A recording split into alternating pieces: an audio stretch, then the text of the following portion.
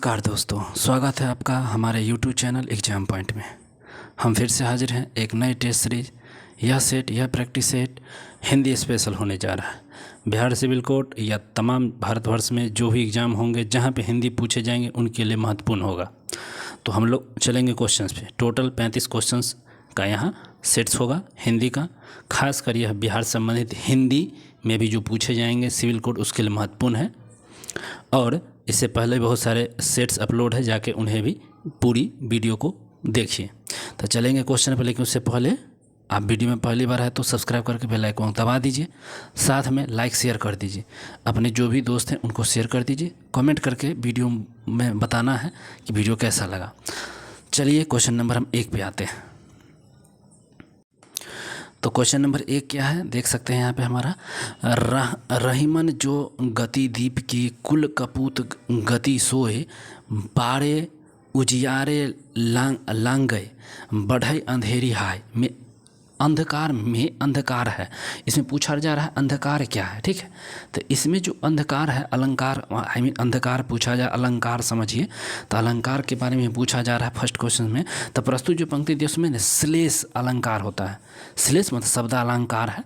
तो शब्द अलंकार का है यहाँ डी, श्लेष अलंकार शब्द अलंकार। तो 1 का D is the correct answer. जहाँ किसी शब्द का अनेक अर्थों में एक ही बार प्रयोग हो वहाँ श्लेष अलंकार का प्रयोग होता है, ठीक है। आगे चलते हैं। दूसरे नंबर प्रश्न क्या है। संदेह सनी मधुबन कूप भरी में अलंकार कौन सा है। तो मधुबन कूप भरी में कौन सा अलंकार है यहाँ पे देख सकते हैं। तो ये अलंकार होगा अतिशयोक्ति अलंकार यहाँ पे हो जाएगा, ठीक है। चलिए आगे चलते हैं, हम लोग सीधे क्वेश्चंस पे आएंगे। 3 नंबर क्वेश्चन को देखिए। निम्न में से तत्सम शब्द का चयन करना है। निम्न में से तत्सम शब्द का क्या करना है, चयन करना है, ठीक है। निम्न में से क्या करना है, तत्सम शब्द का चयन करना है। तत्सम शब्द का चयन करिए, भाग्य का करिए, ठीक है। भाग्य शब्द का तत्सम शब्द क्या हो जाएगा, भाग्य हो जाएगा आपका, ठीक है। तो तत्सम शब्द भाग्य हो जाएगा। देखिए तो भाग तत्सम शब्द है। भाग तद्भव का भाग होता है, तद्भव क्या हो जाएगा, भाग हो जाएगा, ठीक है। और चतुर्थ का जो है यहाँ चतुर्थ देल है, चौथा इसका होता है तत्सम चतुर्थ, चौथा चतुर्थ। चलिए 4 नंबर पे आ जाइए। 4 नंबर प्रश्न क्या है हमारा। निम्न में से एक शब्द में द्विगु समास का उप शब्द का चयन करना है। द्विगु, जहाँ पर पहला जो पद होता है संख्यावाची होता है उसको हम बोलते हैं द्विगु, ठीक है। उसको द्विगु बोलते हैं। और हमारे पास ऑप्शन 4 है, तो इसमें द्विगु समास कौन सा है, ठीक है। 4 नंबर क्वेश्चन। तो देखिए सप्ताह 7 गो दिन होता है उसको हम सप्ताह बोलते हैं। तो इसीलिए आपका द्विगु यहीं पर सप्ताह हो जाएगा। 4 का D is the correct answer.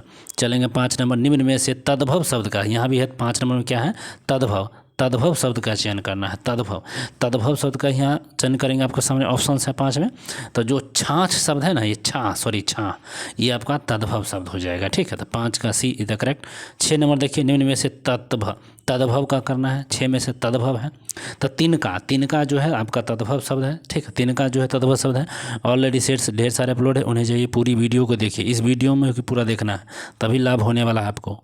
तो चलेंगे 7 नंबर क्वेश्चन पे आइए। 7 नंबर क्वेश्चन का उपनाम का विलोम शब्द बताइए। उपनाम का विलोम शब्द क्या हो जाएगा, उपनाम का विलोम हो जाएगा उपमेय। उपमेय कहाँ है, तो डी में हो जाएगा आपका उपमेय, ठीक है। उपमान का विलोम हो जाएगा उपमेय, मतलब उल्टा विपरार्थक। हार्स का विलोम पूछा गया है, उल्टा पूछा गया है, एंटोनिम हार्स का, ठीक है। तो हार्स का बताइए आप, हार्स का क्या हो जाएगा, हार्स का विलोम शब्द क्या होगा। तो हार्स का वृद्धि होगा। हार्स का क्या हो जाएगा, वृद्धि, ठीक है। हार्स का क्या होगा, वृद्धि। आगे चलेंगे। तो 8 का डी हो गया हमारा। चलिए 9 नंबर पे आइए। 9 नंबर क्या क्वेश्चन है, उत्साह का विलोम पूछा जा रहा है। उत्साह का विलोम क्या हो जाएगा, उत्साह। तो उत्साह का विलोम होता है निरुत्साह, बी द करेक्ट आंसर। 9 का बी निरुत्साह हो जाएगा। चलिए 10 नंबर पर आइए। दुराचार का विलोम शब्द क्या हो जाएगा, दुराचार का विलोम शब्द क्या हो जाएगा, ठीक है। दुराचार का सदाचार हो जाएगा, क्या हो जाएगा, सदाचार। दुराचार का क्या हो जाएगा, सदाचार हो जाएगा, ठीक है। दुराचार का क्या हो जाएगा, सदाचार। आगे चलेंगे। शुद्ध वर्तनी का चयन करना है।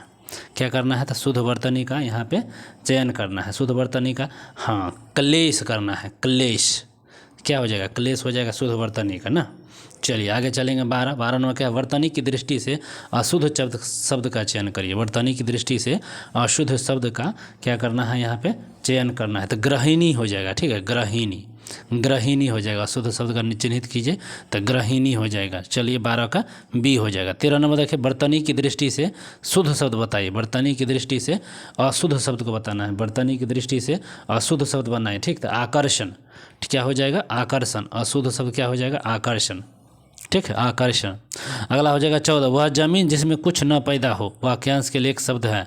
वह जमीन जिसमें कुछ पैदा न हो, वाक्यांश के लिए एक शब्द क्या हो जाएगा, तो वह जमीन जिसमें कुछ पैदा न हो के लिए उत्सर हो जाएगा। उत्सर जमीन जिसको बोलते हैं, ठीक, तो उत्सर हो जाएगा। वह जमीन जिसमें कुछ पैदा न हो उत्सर कहलाता है। कुछ पैदा ही नहीं होता है, उत्सर हो जाए, उत्सर जमीन हो गया बंजर।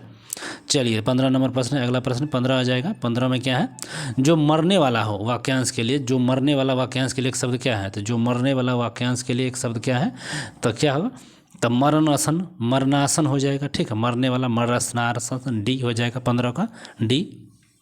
16 नंबर पे आ जाइए, जिस पर विजय प्राप्त कर ली गई हो, जिस पर विजय प्राप्त कर ली उसके लिए एक शब्द क्या हो जाएगा, जिस पर विजय प्राप्त कर ली उसके लिए एक शब्द क्या होगा, तो पराजित, क्या हो जाएगा, पराजित, ठीक है, पराजित हो जाएगा। तो 16 का सी। आइए 17 पे, 17 नंबर प्रश्न पे आइए, हम लोग आते हैं 17। चलिए आ गया 17 नंबर प्रश्न हमारे सामने। प्रश्न क्या है 17, घर का पर्यायवाची समानार्थक पूछना है। घर का पर्यायवाची क्या हो जाएगा, तो घर का बहुत सारा पर्यायवाची होता है। गृह, आलय, सदन, निकेतन, भवन, अंगार, धाम, गेह, आवास, ये सब होता है। लेकिन यहाँ पर क्या है, निकेतन, निकेतन का मतलब ही होता है घर, ठीक है, निकेतन का मतलब भी घर होता है। चलिए तो आ गया 17 का सी। 18 भी देख लीजिए, भूतेश का पर्यायवाची क्या है, भूतेश, भूतेश, भूतेश, भूतेश का पर्यायवाची अर्थात भूतों का देव, भूतेश महादेव होते हैं, ठीक है। इसका पर्यायवाची शिव, शंभु, शंकर, महेश, त्रिलोचन, त्रिनेत्र, चंद्रशेखर, पशुपति, ये सब होते हैं। तो यहाँ पर महादेव हो जाएगा, महादेव भूतेश को बोलते हैं, भगवान शिव को बोलते हैं। 18 का B is the correct answer, ठीक है। चलिए आ जाइए 19 पर, अतीत के चलचित्र, अतीत के चलचित्र किसकी रचना है, तो अतीत के चलचित्र किसकी रचना है, अतीत के चलचित्र महादेवी वर्मा की रचना है। महादेवी वर्मा की रचना हो जाएगा अतीत के चलचित्र, ठीक है। महादेवी वर्मा की रचना को बारे में सुन लीजिए, वाणी, पतझड़, स्वर्णधूलि, रजत शिखर, उत्तरा, निहार, रश्मि, निर्जा, संध्या गीत आदि क्या है, तो महादेवी वर्मा की रचना है। आगे चलेंगे 20 नंबर क्वेश्चन देख सकते हैं। 20 नंबर क्या है, अभिज्ञान शाकुंतलम की रचना किसने की है, तो अभिज्ञान शाकुंतलम की रचना आपका कौन किया है, तो अभिज्ञान शाकुंतलम कालिदास, जानते ही हैं, ए इज द करेक्ट आंसर हो जाएगा, कालिदास जी किए हैं। 20 का ए। 21 नंबर प्रश्न पे आइए। अगला प्रश्न 21 है, परिवेश का समानार्थक पूछा गया है। परिवेश का क्या पूछा गया है, समानार्थक। तो परिवेश का समानार्थक क्या हो जाएगा आपके पास, तो इसका समानार्थी क्या होता है, परिवेश का, तो हो जाता है वातावरण, ठीक है। परिवेश मतलब वातावरण, कौन से वातावरण में हो, किस परिवेश से आए हो, तो 21 के सी हो जाएगा। चलिए 22 नंबर पर आ जाइए, सुंदर का पर्यायवाची क्या हो जाएगा, सुंदर, सुंदर, ब्यूटीफुल, सुंदर का पर्यायवाची आपका हो जाएगा सर रमणीक, रमणीक होता है। सुंदर का पर्यायवाची क्या हो जाएगा, रमणीक, ठीक है, रमणीक। चलिए 23 नंबर पर आ जाइए। 23 में क्या है, कीर्ति का समानार्थक पूछा, साइनोनिम में पूछा गया है, ठीक है, ठीक है। पर्यायवाची होता है समानार्थक, कीर्ति, कीर्ति का समानार्थक क्या हो जाएगा, तो कीर्ति का होता है रचना करना, ठीक है, तो रचना करना, रचना हो जाएगा कीर्ति। तो इसका D is the correct answer. चलिए 24 पाइए, अगर मगर करना, अगर मगर करना मुहावरे का अर्थ है, मुहावरा लोकोक्ति आ गया। अगर मगर करना मतलब क्या होता है, बहाने बनाना, बहाना बना रहे हो अगर मगर, ठीक है। तो 24 का डी हो जाएगा, बहाने बनाना, ठीक है। चलिए आगे हैं 25, अपने पैर पर कुल्हाड़ी मारने का अर्थ क्या हो जाएगा, अपने पैर पर कुल्हाड़ी मारने का अर्थ क्या होगा, अपने पैर पर कुल्हाड़ी मारने, स्वयं अपने ही हानि पहुंचाना, स्वयं अपने ही हानि पहुंचाना हो जाएगा, ठीक है। अगला अकल का पुतला का अर्थ क्या हो जाएगा, अकल का पुतला, अकल का पुतला ने घर का न काटका, ठीक है, अकल का पुतला, ठीक है। अत्यंत धूर्त, अत्यंत चतुर, अत्यंत मूर्ख, तो अकल का पुतला होता है बहुत बुद्धिमान, ठीक है, अकल का पुतला बहुत बुद्धिमान होता है, ठीक है, अकल का पुतला। 26 के ये। 27 देख लीजिए, हाथी पाँव में क्या क्वेश्चन है 27 में, हाथी के पाँव में सबका पाँव, लोकोक्ति का अर्थ, हाथी के पाँव में सबका पाँव, लोकोक्ति का अर्थ क्या हो जाएगा, यहाँ पर है लोकोक्ति, इसका क्या हो जाएगा, तो हाथी के पाँव में सबका पाँव, लोकोक्ति का अर्थ बड़े आदमी कि हाँ में सबकी हाँ शामिल होती है। जो बड़े आदमी है तो उसकी हाँ में सबकी हाँ शामिल होता है, मतलब सी इज़ द करेक्ट आंसर 27 का। चलिए अब आगे चलते हैं 28 नंबर को देखिए। 28 नंबर क्वेश्चंस क्या है? 28 यहाँ पे क्वेश्चन है मेरा 28, देख सकते हैं। जैसे बहे बयार पीठ तब तैसे तीज, ये हो जाएगा 28, ठीक है। जैसे बहे बहार, ठीक है, और तैसे तीज, ठीक है, इस तरह से हो जाएगा। जैसे बहे बहार तैसे तीज, जैसे बहे बहार पीठ सब तैसे तीज लोकोक्ति का अर्थ है समय का रुख देखकर काम करना चाहिए। समय का रुख देखकर क्या करना चाहिए? काम करना चाहिए।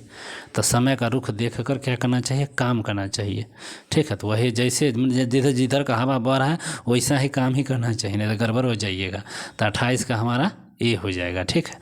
29 पे आइए सर, अगला प्रश्न 29 है। 29 क्वेश्चन क्या है देखिए। जहाँ न पहुँचे कभी वहाँ पहुँचे रवि, जहाँ न पहुँचे रवि वहाँ पहुँचे कवि, सॉरी, लोकोक्ति का अर्थ क्या है? बहुत अच्छा लाइन है, ये बिल्कुल सटीक है सर। तो जहाँ नहीं रवि पहुँचते वहाँ कवि पहुँच जाते हैं, ठीक है। मतलब कवि के लिए वहाँ कुछ भी अगम्य नहीं है, माने कवि कहीं भी जा सकते हैं, अगम्य है माने कहीं भी जा सकते हैं।